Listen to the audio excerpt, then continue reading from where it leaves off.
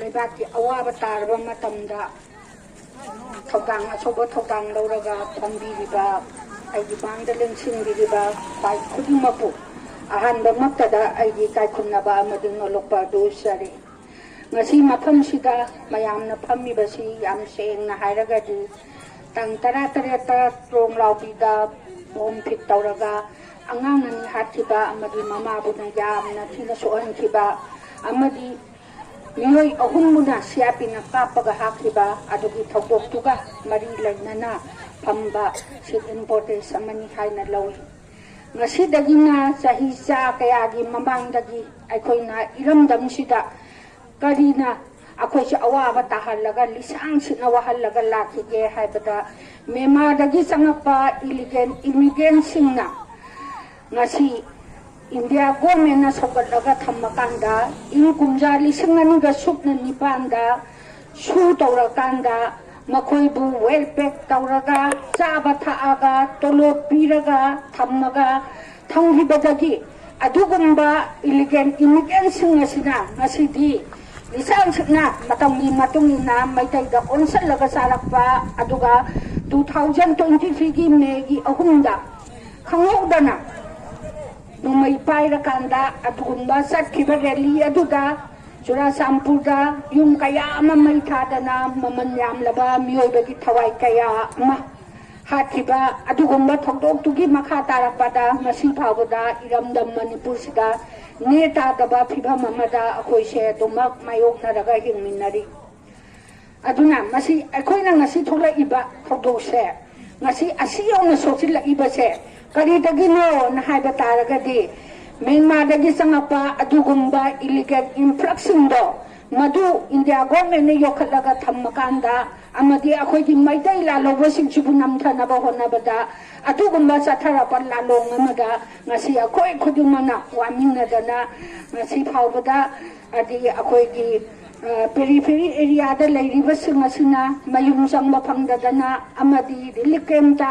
ꯈꯥꯡꯕ ꯉꯝꯃꯛꯇꯗꯅ ꯆꯍꯤ 2.5 ꯍꯦꯟꯅ ꯂꯩꯔꯛꯑꯕ ꯐꯥꯎꯕꯗ ꯁꯣꯂꯨꯁꯟ ꯑꯃ ꯄꯨꯔꯛꯄ ꯉꯝꯗꯅ ꯉꯁꯤ ꯐꯥꯎꯕ ꯂꯩꯕ ꯍꯥꯏꯕꯁꯦ ꯑꯩꯈꯣꯏꯒꯤ ꯌꯥꯝꯅ ꯍꯥꯏꯗꯤ ꯑꯩꯈꯣꯏꯒꯤ ꯂꯝꯗꯝꯁꯤꯗ ꯌꯥꯝꯅ ꯇꯪꯗꯨ ꯂꯩꯇꯥꯗꯕ ꯑꯗꯨꯒꯨꯝꯕ ꯐꯤꯚꯝ ꯑꯃꯗ ꯑꯩꯈꯣꯏ ꯂꯣꯏꯅ ꯍꯤꯡꯃꯤꯟꯅꯩ ꯍꯥꯏꯕ ꯇꯥꯏ ꯑꯗꯨꯕꯨ ꯉꯁꯤ ꯑꯩꯈꯣꯏꯒꯤ ꯄꯥꯜꯂꯤꯕ ꯁꯔꯀꯥꯔꯁꯤꯅ ꯃꯇꯝ ꯈꯔ ꯑꯩꯈꯣꯏꯒꯤ ꯂꯩꯉꯥꯛ ꯁꯥꯁꯣꯟ ꯂꯩꯔꯨꯗꯔꯦ ꯂꯩꯉꯥꯛ ꯁꯥꯁꯣꯟ ꯂꯩꯇꯔꯕ ꯃꯇꯨꯡꯁꯤꯗ ꯀꯣꯀꯣꯃꯤꯅ ꯌꯥꯝꯅ ꯆꯥꯎꯕ ꯃꯤꯌꯥꯝꯒꯤ ꯔꯦꯂꯤ ꯑꯃ ꯁꯤꯟꯕꯗ 5ꯁꯨꯕ ꯋꯥꯔꯦꯞꯇ ꯂꯧꯔꯀꯥꯟꯗ ꯑꯩꯈꯣꯏꯒꯤ ꯂꯝꯗꯝ ꯑꯁꯦ ꯑꯩꯈꯣꯏꯒꯤ ꯂꯩꯉꯥꯛꯄ ꯑꯃ ꯂꯩꯒꯗꯕꯅꯤ ꯍꯥꯏꯗꯅ ꯋꯥꯔꯦꯞ ꯑꯃ ꯂꯧꯔꯨꯕꯗꯒꯤ ꯑꯩꯈꯣꯏ ꯉꯁꯤꯗꯤ ꯑꯅꯧꯕ ꯁꯔꯀꯥꯔ ꯑꯃ ꯂꯥꯛꯑꯦ ꯑꯅꯧꯕ ꯁꯔꯀꯥꯔ ꯑꯃ ꯂꯥꯛꯑꯕ ꯃꯇꯨꯡꯁꯤꯗ ꯉꯁꯤ ꯑꯩꯈꯣꯏꯅ ꯀꯔꯝꯕ ꯐꯤꯚꯝꯗ ꯉꯁꯤ ꯑꯩꯈꯣꯏꯒꯤ ꯂꯩꯉꯥꯛꯄꯁꯤꯡꯅ ꯀꯔꯝꯅ ꯂꯩꯕꯥꯛ ꯑꯁꯦ ꯉꯥꯛꯂꯤ ꯍꯥꯏꯕꯁꯦ ꯃꯅꯤꯄꯨꯔꯒꯤ ꯃꯤꯌꯥꯝꯅ ꯍꯦꯟꯅ ꯈꯪꯅꯔꯕ ꯋꯥꯐꯝ ꯑꯃꯅꯤ ꯑꯗꯨꯅ ꯉꯁꯤ ꯑꯩꯈꯣꯏꯒꯤ ꯂꯩꯉꯥꯛꯄꯁꯤꯡꯁꯤꯅ ꯑꯣꯅꯔꯦꯕꯜ ꯆꯤꯐ ꯃꯤꯅꯤꯁꯇꯔꯅ ꯑꯍꯥꯟꯕ ꯑꯣꯏꯅ ꯖꯤꯔꯤꯒꯤ ꯈꯣꯡꯆꯠ ꯆꯠꯄ ꯃꯇꯝꯗ ꯏꯟꯗꯤꯖꯤꯅꯁ ꯍꯥꯏꯕ ꯌꯦꯜꯍꯧꯃꯤ ꯍꯥꯏꯕ ꯋꯥꯍꯩꯁꯦ ꯍꯥꯏꯔꯒꯨꯝꯁꯤ ꯑꯩꯈꯣꯏ ꯃꯅꯤꯄꯨꯔꯤꯗ ꯍꯥꯏꯔꯁꯤꯅ ꯍꯥꯏꯀꯣ ꯖꯤꯔꯤꯒꯤ ꯃꯥꯒꯤ ꯈꯣꯡꯆꯠꯁꯤ ꯌꯥꯝꯅ ꯃꯔꯨꯑꯣꯏꯕ ꯁꯥꯟꯇꯤꯒꯤ ꯈꯣꯡꯆꯠ ꯑꯃꯅꯦꯅ ꯆꯠꯂꯤꯕꯅꯤ ꯃꯍꯥꯛꯅ ꯖꯤꯔꯤ ꯆꯠꯂꯨꯕ ꯍꯜꯂꯛꯄꯗ ꯃꯤꯑꯣꯏ 5 ꯑꯃ ꯇ꯭ꯔꯣꯡ ꯂꯥꯎꯕꯤꯗ ꯁꯤꯔꯦ ꯍꯟꯗꯛ ꯎꯈ꯭ꯔꯨꯜꯗ ꯁꯥꯟꯇꯤꯒꯤ ꯈꯣꯡꯆꯠꯁꯤ ꯁꯥꯟꯇꯤ ꯑꯣꯏꯅ ꯄꯤꯁ ꯑꯣꯏꯅ ꯆꯠꯄꯗ ꯍꯜꯂꯛꯄꯗ ꯇꯥꯡꯈꯨꯜ ꯅꯨꯄꯥ 2ꯒ ꯇꯥꯡꯈꯨꯜ ꯅꯨꯄꯤ 1ꯒ ꯁꯤꯔꯦ ꯃꯁꯤꯗ ꯇꯥꯛꯄꯗꯤ ꯁꯔꯀꯥꯔꯁꯦ ꯀꯅꯥꯒꯤꯗꯃꯛꯇ ꯈꯜꯂꯒ ꯂꯩꯔꯤꯕꯅꯣ ꯃꯤꯑꯣꯏ 5ꯅ ꯁꯥꯕ ꯁꯔꯀꯥꯔ ꯑꯃ ꯍꯥꯏꯕꯁꯦ ꯃꯅꯤꯄꯨꯔꯒꯤ ꯏꯇꯤꯍꯥꯁꯇ ꯃꯌꯦꯛ ꯂꯥꯔꯒ ꯃꯩꯅ ꯏꯁꯤꯡꯅ ꯆꯥꯝꯗꯅ ꯀꯣꯛꯂꯔꯣꯏꯗꯕ ꯃꯑꯣꯡꯗ ꯂꯩꯍꯧꯔꯒꯗꯕ ꯁꯨꯞꯅꯒꯤ ꯅꯥꯒꯥ ꯑꯃ ꯀꯨꯀꯤ ꯑꯃ ꯃꯩꯇꯩ 3ꯅ ꯂꯩꯉꯥꯛꯄ ꯑꯗꯨꯒꯨꯝꯕ ꯁꯔꯀꯥꯔ ꯑꯃ ꯌꯥꯝ ꯁꯦꯡꯅ ꯍꯥꯏꯔꯒꯗꯤ ꯑꯉꯥꯡ ꯊꯥ ꯁꯨꯗꯅ ꯄꯣꯛꯄꯒꯨꯝꯕ ꯃꯈꯣꯏꯅꯁꯨ ꯍꯥꯏꯖꯕ ꯊꯥ 2ꯒ ꯅꯨꯃꯤꯠ 18ꯗ ꯉꯥꯏꯔꯤ ꯍꯥꯏꯕ ꯑꯗꯨꯒꯨꯝꯕ ꯁꯔꯀꯥꯔ ꯑꯃꯅꯤ ꯍꯥꯏꯕ ꯑꯗꯨꯒ ꯉꯁꯤ ꯑꯩꯈꯣꯏꯅ ꯀꯥꯁꯃꯤꯔꯒꯤ ꯇꯦꯍꯦꯜꯒꯥꯝꯗ ꯈꯣꯅꯨꯅ ꯂꯥꯛꯄ ꯃꯇꯩ ꯃꯅꯥꯎ 2 ꯁꯤꯕ ꯃꯇꯝꯗꯗꯤ ꯅꯔꯦꯟꯗ꯭ꯔ ꯃꯣꯗꯤꯅ ꯈꯨꯗꯛꯇ ꯃꯁꯤ ꯇꯦꯔꯣꯔꯤꯁ ꯑꯦꯇꯦꯛꯅꯤ ꯍꯥꯏꯗꯅ ꯂꯥꯎꯊꯣꯛꯏ ꯉꯁꯤ ꯑꯉꯥꯡ 2 ꯁꯤꯕ ꯃꯇꯝꯗ ꯉꯁꯤ ꯐꯥꯎꯕꯗ ꯅꯔꯦꯟꯗ꯭ꯔ ꯃꯣꯗꯤꯅ ꯀꯔꯤꯒꯨꯝꯕ ꯋꯥꯍꯩ ꯑꯃ ꯐꯣꯡꯗꯣꯔꯛꯄ ꯂꯩꯇꯦ 2023ꯗꯒꯤꯁꯨ ꯐꯣꯡꯗꯣꯔꯛꯄ ꯂꯩꯇꯦ ꯑꯗꯨꯕꯨ ꯅꯔꯦꯟꯗ꯭ꯔ ꯃꯣꯗꯤꯒꯤ ꯋꯥꯗꯤ ꯇꯣꯛꯑꯁꯤ ꯑꯩꯈꯣꯏꯅ ꯃꯐꯝꯁꯤꯗ ꯂꯩꯔꯤꯕ ꯑꯩꯈꯣꯏꯒꯤ ꯍꯧꯖꯤꯛ ꯂꯩꯉꯥꯛ ꯁꯥꯁꯣꯟꯗ ꯅꯨꯄꯤ ꯑꯅꯤ ꯌꯥꯎꯔꯤ ꯅꯨꯄꯤ ꯑꯅꯤꯁꯤꯗ ꯉꯁꯤ ꯐꯥꯎꯕꯗ ꯅꯣꯡꯃꯇ ꯑꯉꯥꯡ ꯑꯅꯤ ꯁꯤꯈꯤꯕꯒꯤ ꯃꯇꯥꯡꯗ ꯉꯁꯤ ꯐꯥꯎꯕ ꯋꯥꯍꯩ ꯑꯃ ꯍꯥꯏꯔꯛꯄ ꯂꯩꯕ꯭ꯔꯥ ꯑꯃꯗꯤ BJPꯒꯤ ꯂꯩꯔꯤꯕ ꯃꯌꯥꯝ ꯑꯃ ꯅꯨꯄꯤꯒꯤ ꯀꯥꯇꯥ ꯀꯥꯇꯤ ꯍꯥꯏꯕ꯭ꯔꯥ ꯀꯩꯅꯣ ꯃꯣꯏꯒꯤ ꯃꯌꯥꯝ ꯑꯃ ꯂꯩꯕꯗꯣ ꯑꯗꯨꯅꯁꯨ ꯉꯁꯤ ꯐꯥꯎꯕꯗ ꯑꯉꯥꯡ ꯑꯅꯤ ꯁꯤꯕꯁꯤꯒꯤ ꯃꯇꯥꯡꯗ ꯃꯔꯨꯑꯣꯏꯅ ꯁꯔꯀꯥꯔꯅꯐꯥꯎꯗ ꯉꯁꯤ ꯐꯥꯎꯕꯗ ꯅꯨꯡꯉꯥꯏꯇꯕꯒꯤ ꯋꯥꯐꯝ ꯑꯃ ꯐꯣꯡꯗꯣꯛꯇꯦ ꯑꯗꯨꯅ ꯉꯁꯤ ꯑꯩꯅ ꯂꯤꯂꯣꯡꯒꯤ ꯑꯗꯤ ꯑꯩꯈꯣꯏꯒꯤ ꯂꯩꯕꯥꯛꯀꯤ ꯑꯆꯧꯕ ꯏꯁꯨ ꯀꯌꯥꯗ ꯃꯥꯡꯖꯤꯟ ꯊꯥꯗꯅ ꯊꯣꯛꯂꯛꯏꯕ ꯂꯤꯂꯣꯡꯒꯤ ꯏꯃꯥ ꯏꯕꯦꯜꯁꯤꯡ ꯏꯆꯦ ꯏꯆꯟꯁꯤꯡꯗ ꯑꯩꯅ ꯃꯔꯨꯑꯣꯏꯅ ꯊꯝꯖꯅꯤꯡꯉꯤꯕ ꯋꯥꯐꯝꯗꯤ ꯑꯩꯈꯣꯏꯒꯤ ꯁ꯭ꯇꯦꯠ ꯑꯁꯦ ꯑꯗꯨꯛꯀꯤ ꯃꯇꯤꯛ ꯁꯣꯊꯔꯕ ꯃꯅꯤꯡ ꯍꯜꯂꯕ ꯅꯦ ꯇꯥꯗ꯭ꯔꯕ ꯈꯨꯟꯅꯥꯏꯂꯣꯟꯗ ꯁꯦꯟꯃꯤꯠꯂꯣꯟꯗ ꯍꯤꯔꯝ ꯈꯨꯗꯤꯡꯃꯛꯇ ꯀꯥꯏꯊꯔꯕ ꯑꯗꯨꯒꯨꯝꯕ ꯁ꯭ꯇꯦꯠ ꯑꯃꯅꯤ ꯑꯗꯨꯅ ꯑꯩꯈꯣꯏꯅ ꯍꯧꯖꯤꯛ ꯑꯔꯣꯏꯕ ꯄꯥꯝꯕꯩ ꯍꯥꯏꯕꯁꯦ ꯏꯔꯥꯡꯁꯤꯗꯒꯤ ꯍꯦꯟꯅ ꯂꯨꯕ ꯑꯃ ꯂꯩꯔꯤ ꯑꯗꯨꯅ ꯍꯧꯖꯤꯛ ꯁꯦꯟꯁꯁꯁꯤ ꯊꯤꯔꯛꯄ ꯃꯇꯝꯗ ꯑꯩꯈꯣꯏ ꯃꯅꯤꯄꯨꯔꯗ ꯀꯔꯝꯅ ꯇꯧꯒꯅꯤ ꯍꯥꯏꯕꯁꯦ ꯑꯩꯈꯣꯏ ꯉꯁꯤ ꯄꯨꯟꯅ ꯈꯪꯃꯤꯟꯅꯕꯒꯤ ꯇꯉꯥꯏꯐꯗꯕ ꯇꯥꯟꯖꯥ ꯑꯗꯨ ꯂꯥꯛꯑꯦ ꯑꯗꯨꯅ ꯍꯧꯖꯤꯛ ꯏꯔꯥꯡ ꯑꯁꯨꯛ ꯀꯟꯗꯅ ꯃꯤꯁꯤꯡ ꯃꯤꯅꯥ ꯊꯣꯛꯇꯅ ꯇ꯭ꯔꯣꯡ ꯂꯥꯎꯕꯒꯤ ꯃꯤꯍꯥꯠ ꯄꯨꯊꯣꯛꯄ ꯉꯝꯗꯗꯅ ꯇꯧꯔꯤꯉꯩꯒꯤ ꯆꯩꯔꯛ ꯑꯁꯤꯗ ꯄꯣꯁ ꯑꯣꯐꯤꯁꯇ ꯏꯝꯐꯥꯜ ꯏꯁ ꯑꯃꯗꯤ ꯋꯦꯁꯀꯤ ꯁꯦꯟꯁꯁ ꯊꯤꯅꯅꯕꯒꯤꯗꯃꯛꯇ ꯃꯗꯨꯒꯤ ꯃꯔꯤ ꯂꯩꯅꯕ ꯆꯦ ꯆꯥꯡ ꯃꯌꯥꯝ ꯑꯃ ꯊꯨꯡꯉꯗꯅ ꯅꯍꯥꯟ ꯃꯦꯗꯤꯌꯥꯒꯤ ꯈꯨꯠꯊꯥꯡꯗ ꯑꯌꯥꯝꯕꯅ ꯎꯕꯤꯔꯝꯒꯅꯦꯅ ꯈꯜꯂꯤ ꯀꯔꯤꯒꯨꯝꯕ ꯌꯨꯝ ꯂꯩꯇ꯭ꯔꯕ ꯍꯧꯖꯤꯛ IDPꯁꯤꯡ ꯃꯌꯨꯝꯗ ꯍꯟꯖꯗ꯭ꯔꯤ ꯐ꯭ꯔꯤ ꯃꯨꯚꯃꯦꯟ ꯌꯥꯗ꯭ꯔꯤ ꯑꯩꯈꯣꯏ ꯀꯥꯡꯄꯣꯛꯄꯤ ꯆꯠꯄ ꯌꯥꯔꯕ꯭ꯔꯥ ꯆꯨꯔꯥꯆꯥꯟꯄꯨꯔ ꯆꯪꯕ ꯌꯥꯔꯕ꯭ꯔꯥ ꯃꯣꯔꯦ ꯆꯠꯄ ꯌꯥꯔꯕ꯭ꯔꯥ ꯍꯧꯖꯤꯛ सिगुम्बा मयाम मसिगी मरक्ता सेंसस तौगनेना इंडिया गवर्नमेंटना अमदी मणिपुर गवर्नमेंटना गेजेट नोटिफिकेशन थोक्तना तौरक्लिबा थवोंग असे मसि मणिपुर बियामना याफम सुथोक थोक्ते युम लैतबा मफमदा युमकोक थिनी हाइबा मी लैतबा मफमदा मिकोक थिनी हाइबा असिगुम्बा असिना मिकोक थिग्रबा युमकोक थिग्रबा अदु ओइबा तारगदि डेलिमिटेशन हाइबसिदि वन डे सोइदना तौगनी मदुगी मतमदुदा अखोइ मैतैसे कारंबा फिबमदा लाकदि ngasi अखोइना इलिगेंट इमिग्रेंट सिंगनि हाइदना अदि चुराचांपुरदा योगा इंडिया गवर्नमेंट तोलो पीरगा चाबा थागा योगा थमिबा अदुगुम्बा कुकी दाको टेररिस्ट ना मयामना खंगनबसे मसी युकोकी बेदा यावकी बतारगदि इंडिया की सिटीजन अमा ओइरनी अदुना सेंसस तौबा हाइबसे सही तरा लेरगा तौगदबो ओइबनिना सही तरा से दोमांग मोइ इंडिया की सिटीजन ओइना लैखरनी अदु ओइबा तारगदि अखोगी साथों अखोगी फितों मखोइना लोइना फंखरगनी अदुदा नतना अखोगी इरमदमसे इलिगेल इमिग्रेंट्सना योमगा लेबा अदुगुम्बा स्टेट अमा हाइबदो सोइदना ओइखरगनी अदुना अखोइना ngasi mangda tadana leiba adi 2023 ki me ahumdagi loisan bangamdana leiba irang asidagi hena lubadi akhoi NRC tawdrinida census tawa yaroi haidana manipur ki miyam hupna adi yumthong khuding yumthong yaidana thongina rakanda census setting ngawdaba taragadi akhoi ki tungda horakadoriba ngasi lairik laisu tamdana leijariba mahiroising amadi akhoi ki lairiba adi tungda horakadoriba isa isusing ki punsi se karamba figam da lengadage haibase akhoi na yammanna khandaba aba mathau tai aduga ngasi maksu akhoi na sarkar sidi am sengna hairagadi ngasi paliba sarkar se yam sengna hairagadi amana amangani kukina ama tawni tangkhuna ama tawni maitei ahum yawi sisu mana thokpa tawni handa mayam loina ubirangani nongsunda MPN nga padu satlo haidana Home Minister na order ang mathokpadu irang horakpadagi Chief Minister na amo adugumba MPS nga amo nga halagi haidana hanjana nga hali adu ay bataragadi Home Minister ga Chief Minister ga su masiday yam chao bagit amalay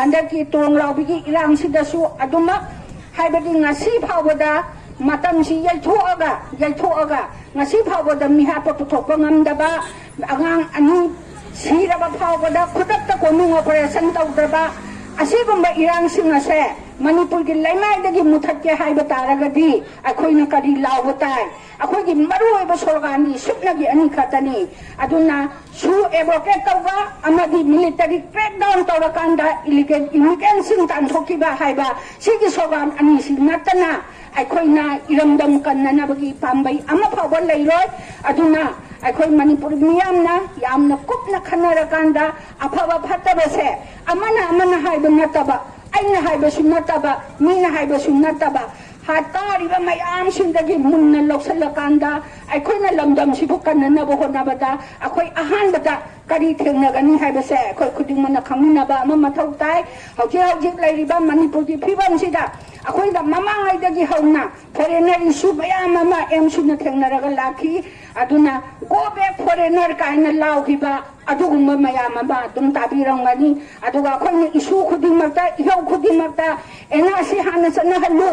NRC ꯆꯠꯅꯍꯟꯒꯗꯕꯅꯤ ꯍꯥꯏꯕ ꯈꯣꯜꯂꯥꯎꯁꯦ ꯉꯁꯤ ꯈꯛꯇꯪ ꯂꯥꯎꯕ ꯅꯠꯇꯦ ꯑꯗꯨꯅ ꯃꯅꯤꯄꯨꯔꯗ ꯊꯣꯛꯂꯤꯕ ꯊꯧꯗꯣꯛ ꯑꯁꯤꯗꯤ ꯍꯟꯗꯛꯀꯤ ꯑꯉꯥꯡ ꯁꯤꯕꯁꯤꯅ ꯑꯍꯥꯟꯕꯁꯨ ꯅꯠꯇꯦ ꯑꯔꯣꯏꯕꯁꯨ ꯑꯣꯏꯔꯣꯏ ꯊꯣꯡ ꯂꯥꯎꯕꯤꯗ ꯇꯧꯔꯤꯕꯁꯦ ꯉꯁꯤ ꯂꯤꯂꯣꯡꯗ ꯊꯣꯛꯑꯦ ꯍꯥꯏꯅꯤꯡꯉꯥꯏ ꯂꯩꯇꯦ ꯁꯤꯡꯖꯃꯩꯗ ꯊꯣꯛꯑꯦ ꯍꯥꯏꯅꯤꯡꯉꯥꯏ ꯂꯩꯇꯦ ꯀꯔꯤꯅ CRP ꯃꯔꯛꯇꯁꯨ ꯀꯨꯀꯤ ꯌꯥꯎꯏ ꯑꯁꯥꯝ ꯔꯥꯏꯐꯜ ꯃꯔꯛꯇꯁꯨ ꯀꯨꯀꯤ ꯌꯥꯎꯏ Honorable Chief Minister nasu kukina imphanda lakpa matamda sarkarasina achoba daitya ama lawgani haidana miyam mamangda media gi khuthangda lawthoi ngasi maitai singsina layengba chatkena chappa matamda Guwahati bau channa honabada layengdabadi yadabanina yum ingol law ingol molaga satli asigumba mayam ase sarkarasina maitai gi damakta khalibara kadamba community gi damakta hena priority piraga khalibage haibase akoi khudumane yam munna khangba ama changi hausikti sarkari achaw asangsinga wa ngangbasi